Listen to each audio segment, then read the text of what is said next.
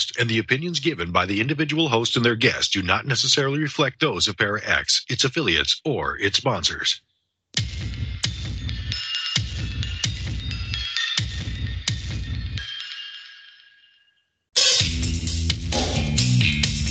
Supernatural, metaphysical, paranormal. You know, all those things you've been wondering about? Are you ready to go deeper into the realms of the unknown? I hope you've got your walking shoes on, because life is an adventure, and this is the journey. Come on, let's go.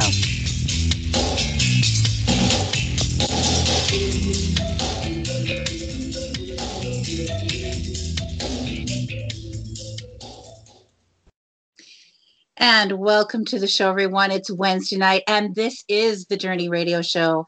I'm your host, Jen Cruz, and we are the She-Squatchers coming to you live tonight. And we've got Jena Grover. She's another She-Squatcher on my team, so she's with us tonight. Hey, Jena, are you there? Yes, I am here. And you know what? I'm usually really excited about our guests, but tonight I am so super duper excited. One of my favorite people are going to be on tonight. So yes. I'm here. Can I just second that opinion? I'm like on the edge of my seat, just squirming, so excited that we got Angelia Sheer joining us tonight. Let me tell you all a little bit about her. I know you've heard us talk about her in the past on our show, and I've been promising that she was going to come on, and here she is with us tonight. Angelia Sheer is the MUFON State Director in Tennessee. She's the Chief Field Investigator on the STAR team. She also is the Parasheer Research Founder, and she's always been fascinated with the possibility of extraterrestrial life and the adventures that lay in store from the discovery. And in her world, there is nothing more exciting than the pursuit of that knowledge and the wonders that may be discovered about ourselves and our universe at large. She has been in private UFO research for 30 plus years and came on board with MUFON about 4 years ago, including her years in private research and now her everyday activities with MUFON. She's excited to be part of some extraordinary UFO sightings, field investigations, and firsthand witness interviews. So excited that Angelia could join us tonight. We met her at a conference. Well, we met her at a couple conferences, actually. But at the last conference that we saw her at was the Tennessee Bigfoot Conference in Kingsport, Tennessee. And she was giving a presentation there on Bigfoot UFO crossover events. And I was so excited about that because I had been looking on the MUFON website trying to find these cases of Bigfoot UFO sightings together, and it was so hard to find. So I'm so excited that she's here because she's our expert and she's so knowledgeable about the subject, and she's just amazing. So without even taking any more time away from Angelia, are you there? I'm here. It's great to see you guys. It's great to be here tonight. Guys, I have to shout out, this is the greatest group of women, the She-Squatchers. We met, and the first time we met, we all just bonded immediately. So I'm really excited to be here, and you may have to just get us to hush. We may just get talking so much. So I'm very excited to get going with you guys tonight. Yay, me too. We're so excited to have you on, Angelia. And, you know, everybody, all of us on our team really wanted to hear your presentation in Tennessee. And one of us had to man the booth. And I thought I could still hear you from the booth, but people kept coming up and talking to me. And I was like, no, I want to hear Angelia. But I'm the one who didn't get to hear your presentation. And I think I probably wanted to hear it the most. So we all wanted to hear it. We just ran up there before you could get up there. Sorry, Jen.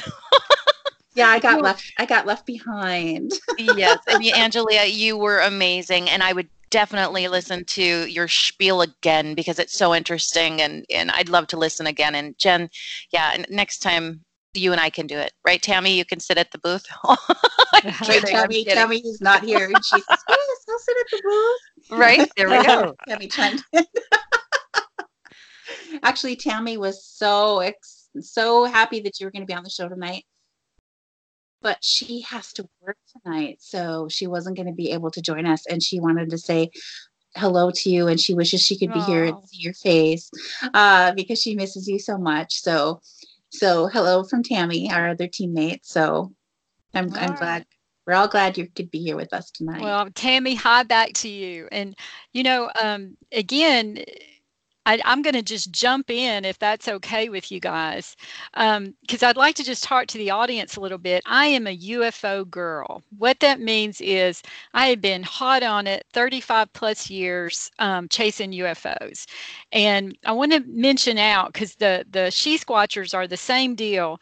I was talking with a fellow researcher the other day. My group, my team, we are true boots on the ground field investigators. That means we don't just sit at a computer, not saying that's bad, but we take a team out, and when we have what I feel like is a credible case, I get my team together, pickup trucks, four-wheelers. People don't realize what it takes. The night before we're charging gear up, we all have to plan to take off work. I have a heavy engineer, what I call it, my heavy equipment expert, and we bring these huge honking pickup trucks in. He loads four-wheelers in the back.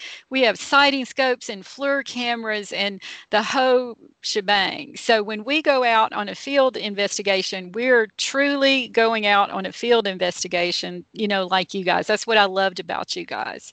So with that being said, again, I started out years ago just chasing UFOs.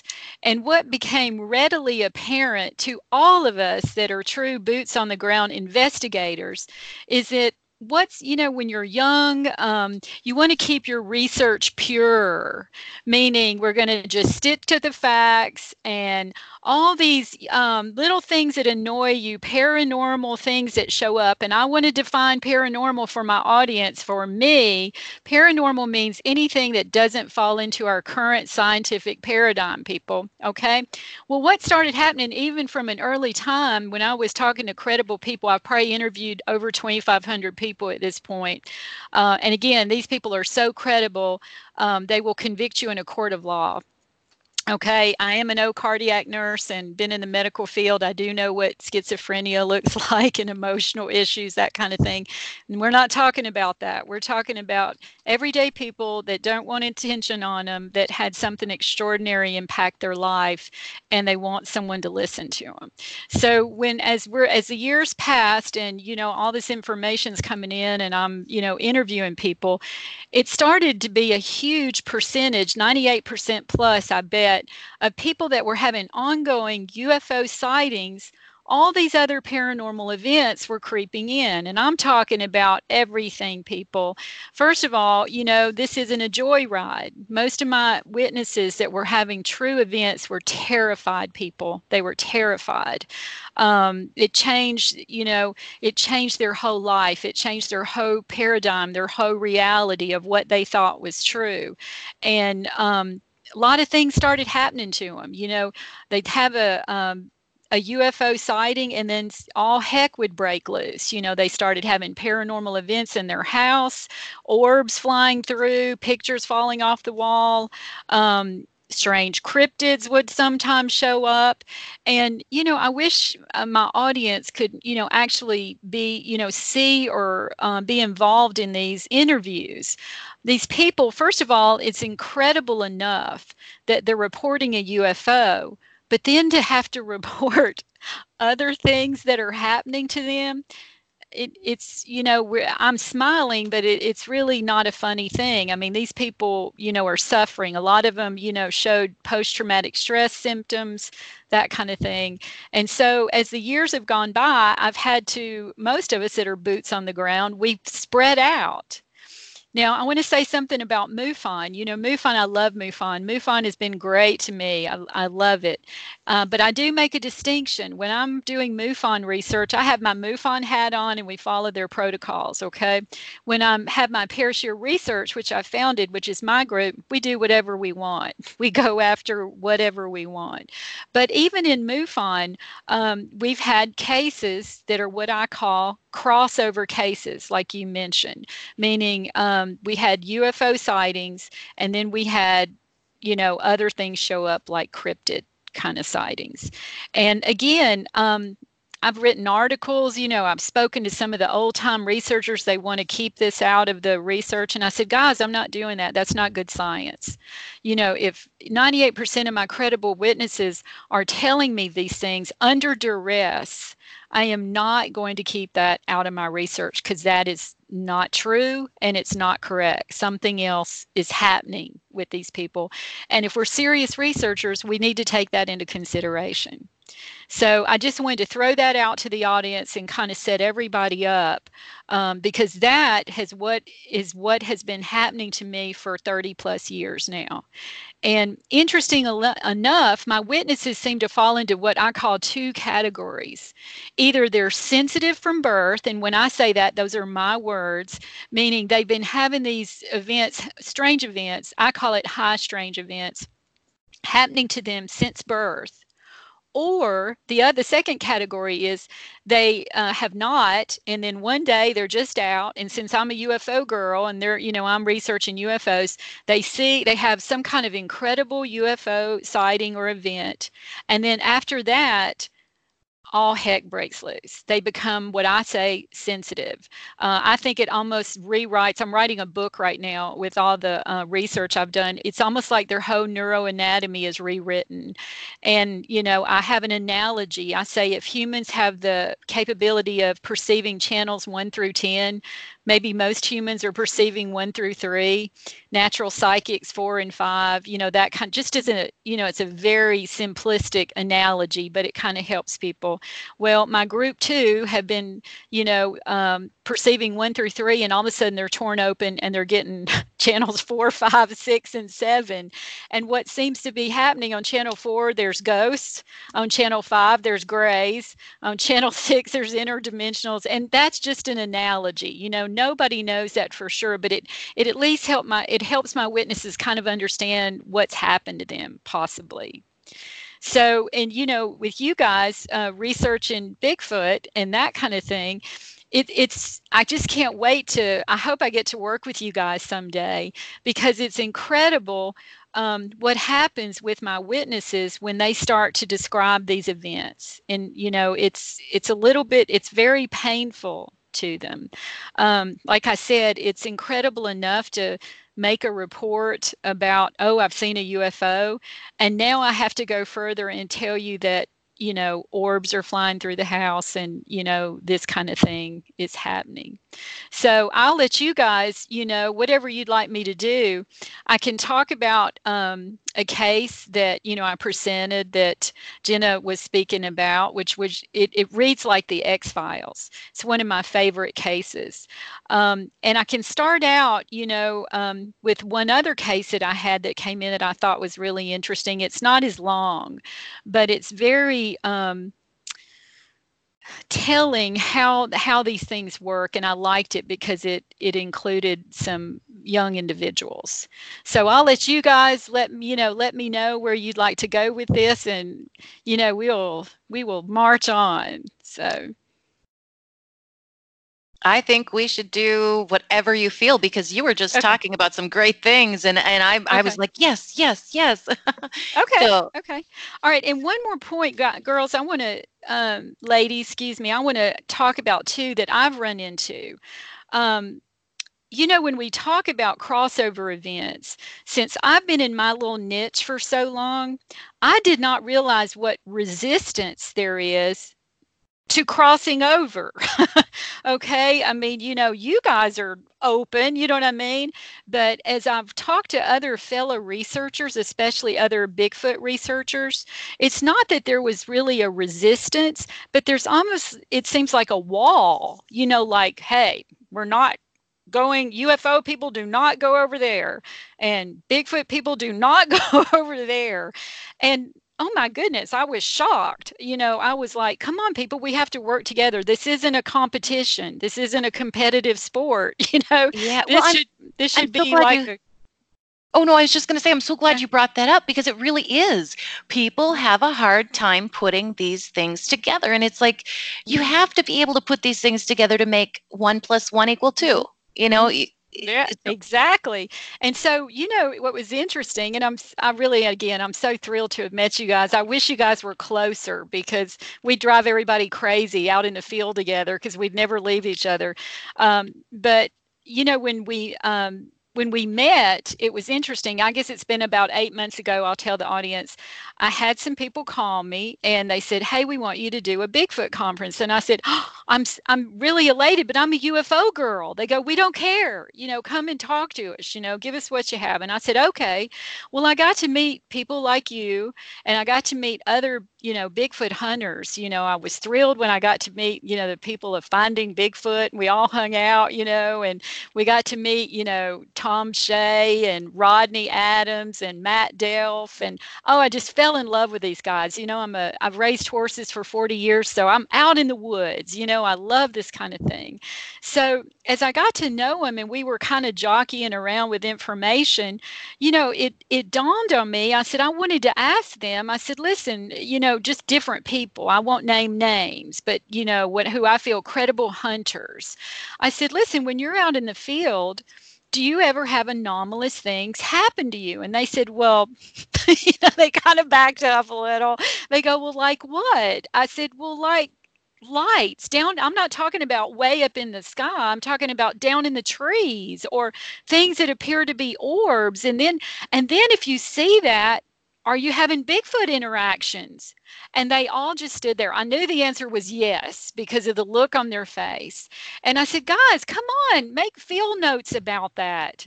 There's something going on there because I'm starting to have that all over the place with hunters, people that are outside all the time. So I just want to preface that and throw that in there because I said, let's all try to work together here because there is, a connection. I feel it has to do with, the evolution possibility of human perception. I had a case years ago, and I'm going to digress just a little bit, and then I'll dive back into the Bigfoot thing, where I was young, didn't have, was poor, didn't have money for a lot of equipment. But I had a case where I had a group of people on a beach. There was about 14 people, 10:30 at night. They were having a beach party, had a fire going. At one point, 4 of the individuals started to see a UFO out over the water, probably 2 football fields out, a couple of 100 feet, very clear. They described the same thing, same noise, same sound, that kind of thing. And no matter what they did, the other people could not see it. Well, I talked to some of my fellow associates, psychology. They said, well, this was a common delusion. I said, you know what? That was not people do not have exact common delusions. I mean, this was exact. And so right there, my research took a turn. I didn't have a lot of money for fancy equipment, but I had a lot of witnesses and I could study these people. And they were my special people. They really did seem to be able to perceive a greater degree of the electromagnetic spectrum than most other individuals, which I think is true of natural psychics. It's, to me, this isn't magic, it's science. And possibly some humans just have more developed abilities on these lines. And my research has held with that theory since then, meaning, and so I made these people just like you, girl, you ladies. I said, I want to make these people my friends. Let's hang out, because when we do, incredible things happen, guys. All you people in radio land, I mean, I've been out with teams and I've been fortunate enough to have some really incredible things happen. So that kind of, I think, will bring everybody up to speed. And if you want to jump in, the first case, I'd like to share, if you guys would like that. Yeah. Now, this is a MUFON case, and this just shows it's just how it is. And I want to read a little bit because this is in, these were 2 young adolescents, 12 and 14. I did interview the parents, to validated their credibility. The parents go, Ange, our boys, we're Christians. We don't make up stories. There's no lying, nothing is tolerated. And so I just thought this was a really interesting case. It says, I'm 14, my brother is 12. It had just snowed and we went outside because it was a full moon. And about 20 minutes into it, we started seeing triangular crafts flying over. They had 2 red lights on the back corners and 1 white light in the front corner. It was like they didn't notice us, and then they did. The objects were about 500 feet in the air, and when they noticed us, they came down to about 60 feet. At that point, my dog lowered his head like something was bothering him. The objects made no sound. They stayed about 50 yards away and circled us. There was about 3 of them. This went on for about 10 minutes. Then a white orb lit up about 20 feet over us and zipped off and disappeared. Okay, so here we have a classic UFO sighting. 3 objects, triangular. An orb now shows up. Imagine that. We're crossing over. Now we're really going to cross over. It says, after that, my brother got freaked out. He went back. He was going to head back in. And that's when he saw a black ape-like creature looking at us from the wood line. He started yelling at me, and that's when it took off into the front yard and disappeared into the darkness. After this, we went back inside and said we would not tell anyone. Later, I was watching Hangar 1, and I decided to report it. So I just thought that was a great way to start off tonight. I really felt, again, I interviewed with the parents' permission altogether. I interviewed them, and I just felt like that was a valid, case.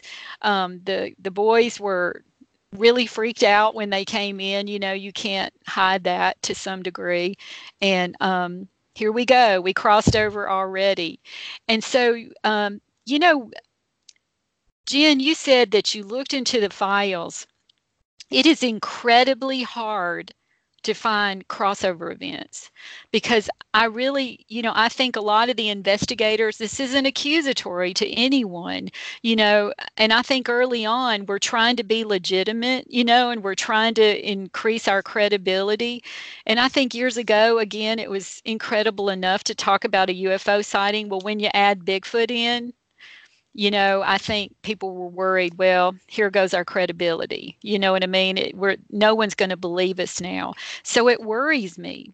I don't know about you guys, but I think how much have we lost just because, other investigators, and I understand it, might have been worried, or even witnesses, wouldn't tell because they thought, oh my gosh, I don't know if you guys are like me, but 99% of my witnesses start off, you're going to think I'm crazy, every time you start to interview them. So I don't know if you guys are getting that, but we certainly are over here. So again, I agree with you. I'm trying to create a new lecture series, and man, all I have been doing, thank goodness I have some great researchers, but I've had to go back into historical cases, finding all these crossover events. If you guys find some crossover events, send them over to me because I have quite a bit of historical things that I've been able to find, but current ones, not as much as my UFO sightings. We were researching a Bigfoot sighting that was reported to us in a location where it was a marshy bog, and there was 2 sets of trees in the middle of this marshy bog. And the person had seen Bigfoot walking from one set of trees to the other in the daylight from a distance. Mm-hmm. And so when we went to investigate the area, we couldn't get permission from the landowners to go onto this property because it's a bog. And he said you could fall through and drown. It's too dangerous to go back there. Mm-hmm. So we decided, well, next best thing, we'll look at it from afar. So we decided to go at night, late at night when there wouldn't be any traffic out. Mm-hmm. Parked on the side of the road. And Jena has a unocular device, and it can see really far in the dark. It's a night vision camera. Mm-hmm. And so she was using that to look at the area. And interestingly enough, as we were finishing looking, all of a sudden with my naked eye, I said, can you see that light that's coming from the trees right there? And so she looked for it, and sure enough, she got it on the video. And it was moving really strangely, and it was a white light.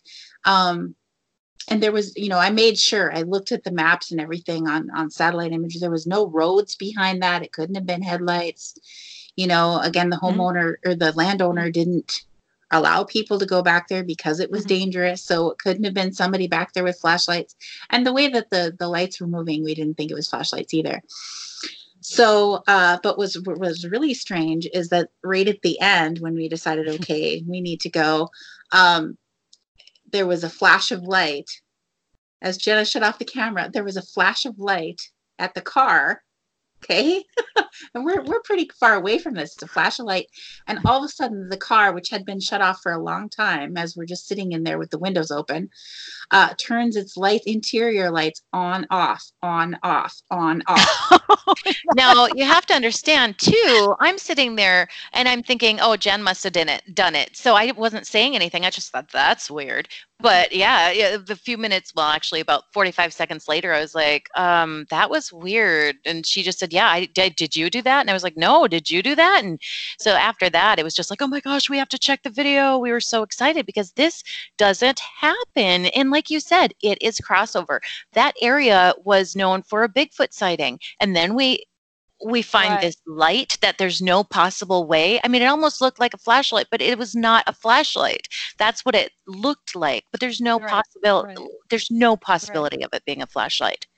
Right. Well, I've got to ask you guys, did you guys have a magnetic, a trifield meter? Did you pick up any, magnetic anomalies? Because that sometimes that's indicative for electrical disturbances. And what I'm finding in my research is that there are certain areas for sure where these things are concentrated on, just like Skinwalker Ranch is like Disney World of the paranormal. That's what they're calling it now. One of my cases that I've been working for 2 or 3 years that had the missing time, and Jena, that was the case I was presenting over there. This land, they're still having all kinds of crazy events happening on this piece of property. So that's why I was curious if you had a trifield meter or you got any kind of strange magnetic readings, while you were out there. Well, we didn't have any other equipment going well, we were looking at it from a distance, so I guess I didn't even think about using anything else. Well, because you wouldn't think about your car. You know what I'm saying? Like something happening to your car, right? Well, and it was so far away too. And I do have to say, Jen, I did actually have one piece of equipment going, and this is a watch I wear that happens to be an audio recorder. And that's the only thing we got is us talking after like 20 minutes of like, oh, do you see the light? Because, I was talking like this because I had this thing in my eye, and I listened and watched the video. I was like, wow, I sound weird. But anyway, no, I happened to have this recorder on. So we did catch the moment when we both were like, that's strange. Like when it was actually captured, you can actually hear our reaction to it. But that made a clicking noise too. I bet it caught the clicking noise when the lights came on, off, on, off. It made a clicking noise. I specifically remember that noise with it. That's why I thought it was bizarre. Did the car was making a clicking noise? Yeah, when the lights came on, they clicked. They made a click noise. Okay. Lights came on, off, on, and so it would click on and then off, click on and then off. I want to know about this trifield. So what I have what is it called? A millimeter, would that work? Yeah, a millimeter. It's a trifield meter is just a little bit more precise, but a millimeter would work also. It's just kind of a great, and something I wanted to throw. We could go on all night, but I want to back up and talk real quick about a case I had. Of you describing the light. I had a young man send me a video that I could not debunk. I mean, guys, this is one of the clearest low-level UFOs I'd ever seen. We put it through everything. So I said, we're going. It was up near Manchester. This young man had a beautiful, beautiful farm. His little wife was pregnant. At first the wife wouldn't talk to me. And then once we got up there, we try to make everybody comfortable. They're nervous enough because they think, oh, we're going to bring these people up here and nothing will happen. Okay. So we get up there, we do our day, I go in the daytime so we can send the drones up, just like Jen was saying, so we can make sure we know the lay of the land. We know where any lights may be that may interfere. So we get set up and we're having a good time. We brought snacks and we're sitting around because sometimes you're there for a long time. And guys, around 10:45, it's just like, this is another strange thing. First of all, the dog started acting crazy. They have 2 small dogs. The farm is about 100 acres. We're out probably in the middle of it, okay? So we're kind of isolated. The 2 dogs started just acting crazy. First, they ran off and started barking like crazy. Then they ran back like they were terrified and got under our chairs. So we were thinking, well, maybe it's a bobcat. You know what I mean? Maybe some kind of predator coming through. Well, then all of a sudden, this ship just comes over. And when I say comes over, it was a perfect triangular ship, craft. My whole team, my main, Don Williams is one of my main investigators. He's an ex-military pilot, stellar guy, had his own airplane, didn't believe in this. So I want to give you some background. He was flying back from Texas about 4 years and got cut off by a UFO. He said, I thought I was going to have a midair collision. So he's convinced. So anyway, we're all out there. This craft comes over our head, perfect triangle, light at each point of the triangle, the huge blood red beacon under the bottom. It was 2/3 the size of the fuselage. We'd never seen anything like that. This craft was so low, it stopped, guys, over our head, and it was hovering. Okay, it made no noise, so it had to have anti-grav generators. And at that point, I said, God blesses us. Sometimes a 747 goes over it. So we know they cruise about 30, anywhere from 34 to 37,000. So we could triangulate altitude. This thing was only a couple of thousand feet. And it was so close, we could see ambient white light around the edges, like windows. Okay, so we're supposed to be, you're going to laugh, we're supposed to be the professionals. We're all standing there with our mouth open looking. We never got a picture. Okay, now the thing had to have anti-grav. We joke about this. I'll never again get onto a witness. Why didn't you get a picture while you're in shock? Because that was some years ago, and we haven't done that since. But we were in shock. I remember, he's very tall. He turned and looked at me and he goes, "Is this really happening?" And I went, "It's really happening." But Jena, I'm getting to what you're talking about. So anyway, we're so excited. This thing is sitting over our head. And really, guys, it's like it knew we were there. It just sits over our head like, "Hi, guys, we're up here. We're just letting you know." So finally, it just meanders on. The young man is jumping up and down going, "I told you, I told you, I told you." And we all sit down because we think, what more could happen? Now, Miss Jena, this is what happened. And it reminds me of what you're telling me. Over the trees, about 2 football fields away, this white light appears. And at first we thought, what is that? Is that someone with a flashlight? Is it a drone? And it almost, when it got closer, it almost looked like a welder's arc, but it was kind of a ball of light. And it was anomalous. It was going up and going down and going sideways and going this way and going that way. And here we go. Another anomalous thing. That night we didn't have the truck or the lights on, so we didn't have anything like that happen. But I have no idea what that light was. Well, on that note, we're going to have to take our half the show break. So stay tuned, everybody. We'll be right back with Angelia Sheer.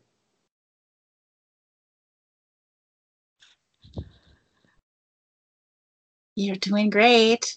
Yay. Okay, both of you were still hang out.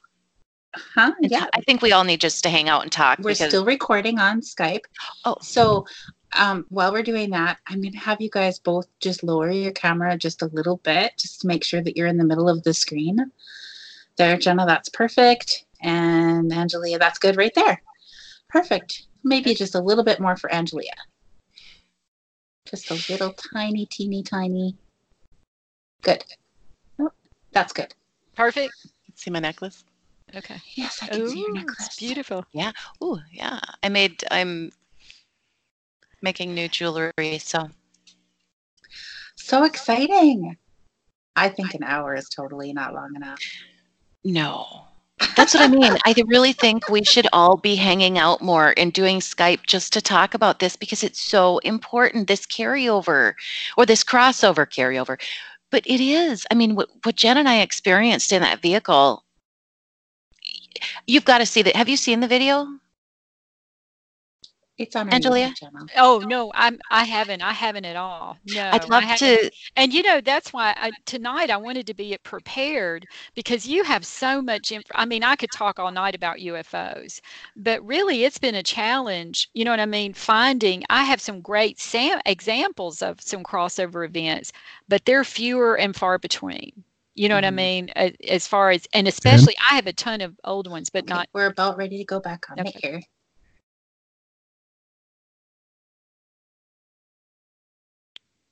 And roll. Welcome back to the show, everyone. This is the Journey Radio Show. When we are not live on the air, you can find us online at thejourneyradioshow.com. And hey, we're the She-Squatchers. Will you please check us out at SheSquatchers.com, and there you should be able to find a link to our Facebook page.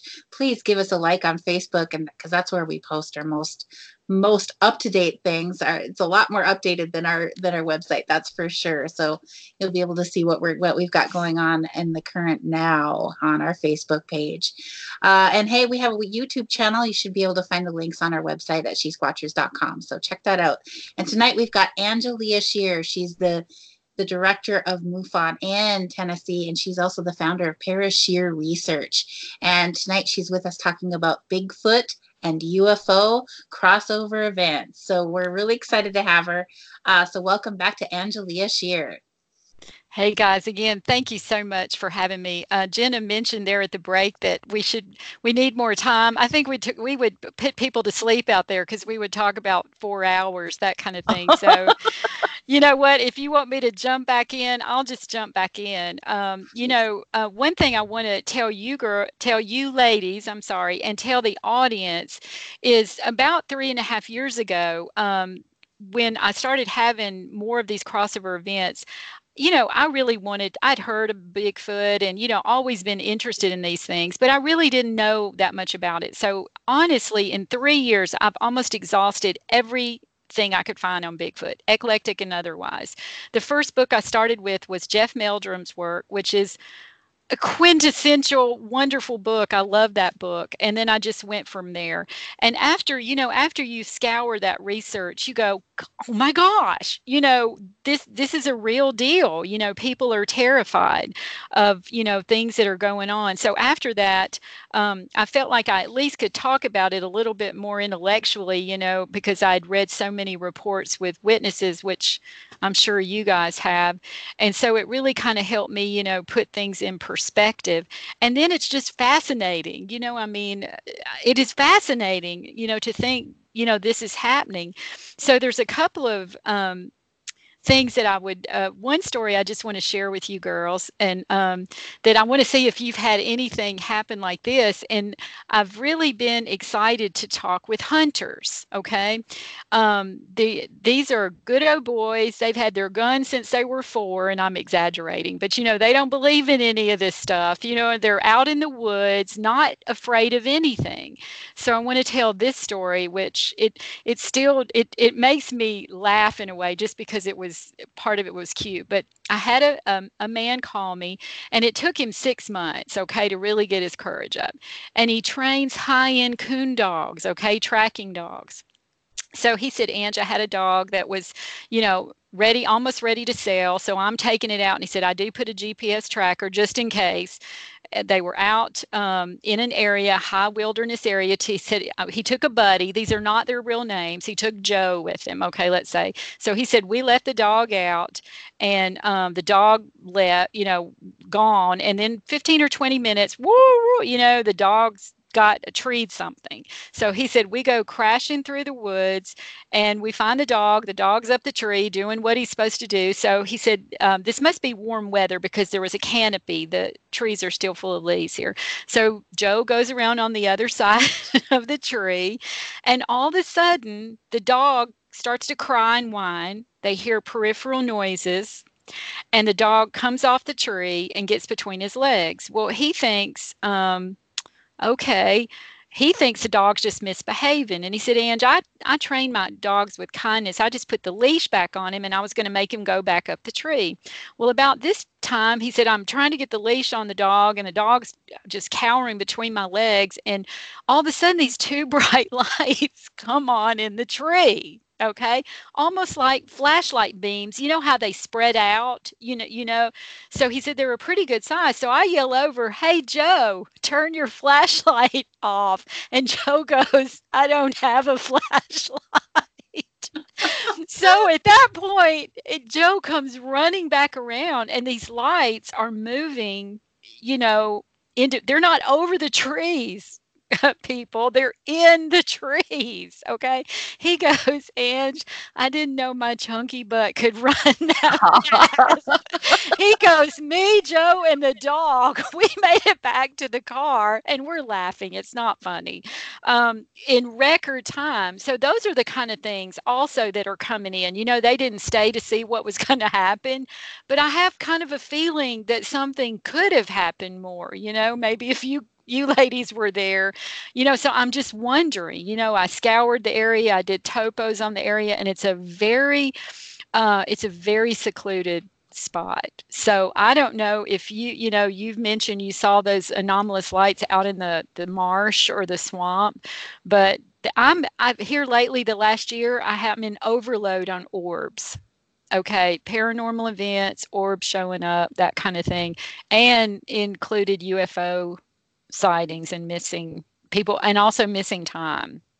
So I don't know if you all ever have talked to witnesses that have had missing time.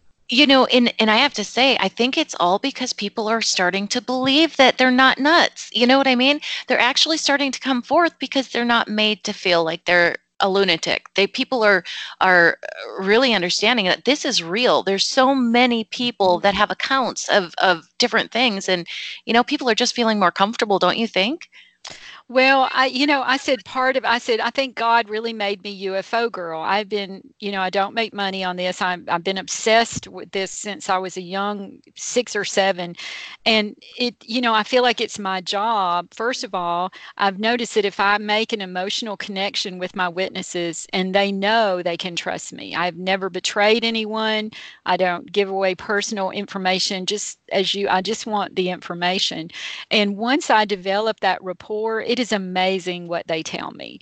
And they are relieved. I've had grown men that were military men that have never even told their wife anything. And some of them get really emotional and teary, and then they're apologizing. And I go, please, some people have carried this information with them for years, 30, 40 years, because they were afraid to say.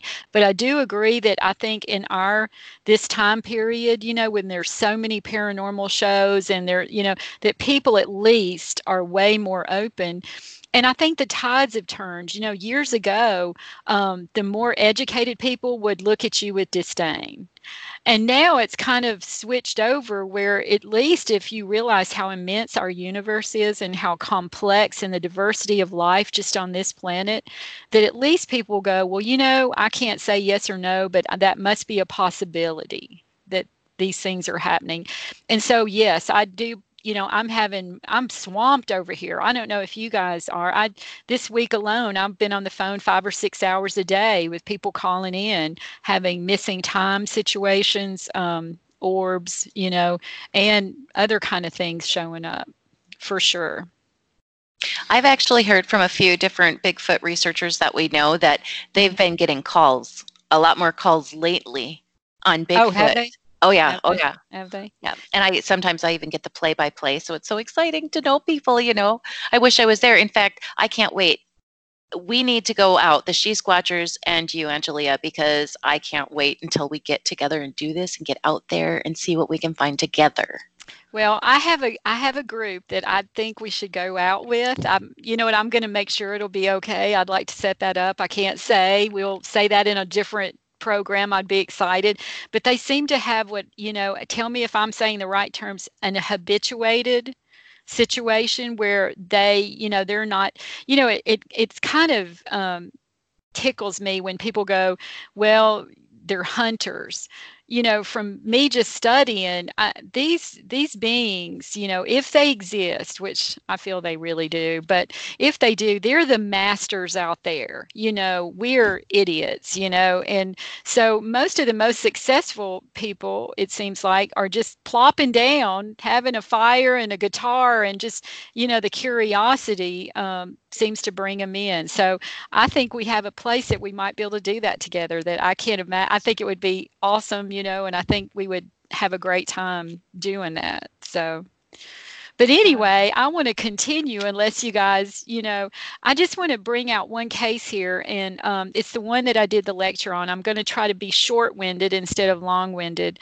But the reason I want to bring this case up it's one of my we're going to possibly be doing a TV episode on this with Netflix on the show Haunted. Now, everybody out there, you know how TV is. We're supposed to be in the running, but we'll see, if that comes, to fruition.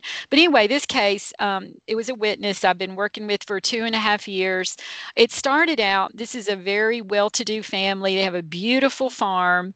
The father had died. The son had come back to help the mom close the farm down. He was doing inventory out in, I call it a barn, but it was really just a big work shed, plows, and it's huge. They could put cars in there and, the bush hog and whatever. Long story short, he was in there. He had his cell phone. He decided he found a little nest of baby birds he'd been feeding because he ran the mama off. Took his cell phone out. He goes, I'm going to show, he took a little video to show how they were doing. He said, I'm just going to show it to my mom in the morning. Now, his mom's in her 70s. This woman had an ex-military contract, so she had a clearance. She still carries like a 45 with her everywhere she goes. Cannot be coerced. This is what's incredible about this case, okay?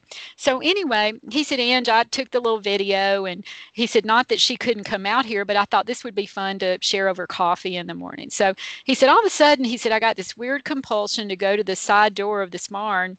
He takes his cell phone, finished the video, laid it down on the workbench, opened the side door. He sees a bright, kind of bluish white flash of light. The next thing he knows, he wakes up 80 feet away from the barn on his back. He doesn't know where he is. He gets up, and I'm condensing, guys, because we don't have much time. He goes inside. He wakes his mom up. He goes, what time is it? She goes, it's like 3:30. The last thing he remembers, it was 11:15. So he's got over 3 hours of missing time, and he goes, these people panic, like how he goes, I had 2 beers. I couldn't have, he said, eventually he goes, maybe I had a stroke. They're so desperate not to believe what's happening to them. That's how we know these are real too. These people don't want to believe this happened to them. So anyway, she gets him calmed down, finally. He goes to sleep. What's so incredible about this? Well, first of all, she thinks that he's been mugged. So she makes him take his shirt off. Now here we have 2 witnesses, credible. She takes pictures of his body. He's got burns around his ears and on his head. So we document that, immediately. They go to bed, wake up the next morning. He gets his cell phone, plugs it in. There's 2 hours and 20 minutes of the scariest audio on the cell phone that you've ever heard. Well, the case goes on, and I'm going to skip forward to what we feel is the Bigfoot part of this, because I want to tell you how strange, the high strange events. Well, before this happened, and he didn't tell me this for months, okay? He wouldn't tell me this aspect of it because all this was incredible enough, okay? Because we're out there researching. We're getting all kinds of tri-field meters. We had fingerprints on the mother's door that fluoresced. That's really unusual. So we had all this kind of high strange stuff happening. And I want to point out too, they got so scared and they got so paranoid, they bought a very expensive home surveillance system, like our cameras, inside. We even caught orbs flying through the house that were pulsing. Okay, we have video of that. We have video of a UFO over the house blinking away. People can go to my page at Parasheer Research. I just did an update about it, and you can actually look at that and listen to a short clip of the audio. But okay, so as we get back, one day he goes, Ange, I've got to tell you one other story. And he goes, you have been the best, but I'm afraid. I could tell he was really worried to tell me this story. Okay. So again, they have like about 40 or 50 acres. I think the farm used to be way bigger than that, but they've kind of parceled, some of it off. And guys, I've been out there all over it. It's beautiful. They have a beautiful home, and then it slopes down a beautiful creek. So we have water. Okay. Goes back into the woods. So one day he was out, he said his son was in town and they were talking, and he said, we got through talking, and I like to go, as it's dark, it's starting to get dark. He gets on the 4-wheeler and he takes his big dog Sadie, and they go down and go out in the woods. Okay. So he said, Ange, we're going down, and all of a sudden, we're getting deeper in the woods, and first of all, I smelled this really weird smell. And he goes, I'd never smelt it on the property. And he goes, I thought, well, I see this. People rationalize. He goes, maybe it's just some dead animal. He said, well, at this point, the dog stops. And he said, she doesn't ever stop. And he said, I just got the weirdest feeling. He goes, I got really scared. And this guy just doesn't get really scared. He goes, I got really scared. And he stopped the four-wheeler, and the handlebars, the lights are on the handlebar, so he turns the handlebars to look over here, and then he turns over to the left, and he looks over and he goes, I don't remember a stump being there. Okay. Like a stump. Okay. It looked like a black stump. He goes, there's no stump there. There's no stump there. And he goes, you're just standing there. He said, at this point, the dog's freaking out. She's trying to get up on the four-wheeler with him, and at this point, it's like he said, this thing just kind of unravels or unfolds. And he actually saw eyes. He said, I just went crazy. They got on there, and he said, I'm surprised we didn't crash the four-wheeler. They drove till he goes, I got to a point where I couldn't drive anymore. And he said, I got my gun out. I thought, this thing is behind me. I'm dead. I'm going to die. This thing is behind me. And guys, I just can't describe when you're talking to people, they can't, of course, some people make up stories, but you can tell when people are having post-traumatic stress. He started to shake. He flushed up his neck. He was perspiring. Whatever happened to this person, something happened to him. So long story short, they stayed out there in the woods, or, he said, I waited till I didn't know what to do. It wasn't coming after me. And he said, I had to kind of go back the same way that I went. So he said, I don't know. He goes, I was going flat out, to go home. And he said, the dog's up in his lap. So he's holding on to the dog, and they're driving, as fast as they can. And they were fine. They get back up to the house, and he just sits there for a little while, and he looks back, and, there's nothing there. So he was fine. And that's kind of a synopsis of a really complicated case that crossed it over into everything. We had UFOs, we had orbs, there were various paranormal things, photographs they got of images, and things. And then that happens. So that's fascinating stuff. Definitely. Oh my goodness. And now you when people are telling you this in their stories, you can actually feel what they're telling too. So, I mean, you're actually feeling every emotion that they're feeling, right? Oh, I will never forget when I first questioned this witness. We went up into his room, and he said, because he had the audio, he had downloaded it off his phone, and we all sat there together to listen to this audio, and his hands started shaking. He started perspiring. His pupils, I'm trained in hypnosis. I'm trained to watch, pupil dilation, micro facial changes. Whatever happened to him, he wasn't faking that. I can't say what happened to him exactly. You know what I'm saying? I mean, that would not be truthful. But I can say that he believes what he's telling me. You know what I'm saying? And something really did happen to him. And here we go. I mean, you can't, I tell people, you can't make this up. I mean, you really can't make this up. How high strange. And there's something I want to just throw out there to the audience and for you guys, just in case you all have ever had this. But we did our primary investigation on a Friday. I wait 48 hours, and then I always tell my witnesses, I want to call you and check on you. Is that okay? Yes. So 48 hours I call, and I say, listen, I just want to check. Are you okay? Because, it's a lot of times it's very unsettling. Did anything weird happen to you? And he goes, well, yeah, it really did. And I said, what happened? And he goes, from the time you came till really now, we've probably had 30 helicopters fly over our house, very low flying. And guys, this is the honest God's truth. I live in an area in South Nashville, no fly zone. And that weekend I had over 30 black helicopters fly over my house. And my family was laughing. I got a notepad, and every time they would run out, I would run outside as fast as I could with my binocular. You know what I'm saying? Do you know how hard it is to catch a helicopter and try to look at? I did everything I could. I never could identify one of them. I called everywhere, every airport. I couldn't track it down. And it didn't matter what time, 1 o'clock in the morning, 3 o'clock in the morning, 2 o'clock in the afternoon. So there's another issue that actually happened to me. So that was very strange. So who do you think the helicopter? What's about? I'm tongue-tied now. Easy for you to say, Jen. What do you think is up with that? Well, again, this is me speculating, okay, ladies. But in my early 20s, I had my phone tapped and I had my mail opened. All of us older investigators, we all went through a little bit of that, and I mean, I really did. It was back when we had the landlines, and that's a different story for a different show, possibly, but because something that I did probably started that. But, if this isn't have any reality, why would they open my mail or listen on my phone? I mean, if we're just a bunch of dummies that don't really matter doing fake stuff. So all I can say is that it seems that somebody monitors this stuff at times.